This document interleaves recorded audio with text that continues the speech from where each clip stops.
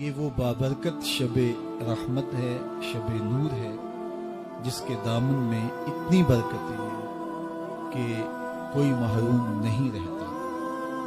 صرف وہ بد نصیب لوگ جو شرک میں مبتلا ہیں، جو سخت کینہ پرور ہیں، جو قطع رحمی کرتے ہیں، قاتل ہیں، عادی شرابی یا بدکار ہیں، انہیں اس مبارک رات میں محروم رکھا جاتا ہے، ورنہ اللہ کی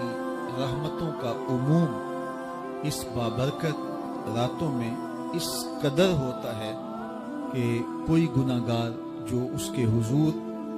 ہاتھ دعا کے لیے اٹھاتا ہے اور اپنا دامن پھیلا کے اس کی رحمتیں مانگتا ہے، اسے محروم نہیں رکھا جاتا، بلکہ اللہ سب گناہ گاروں کو جہنم کی آگ سے آزاد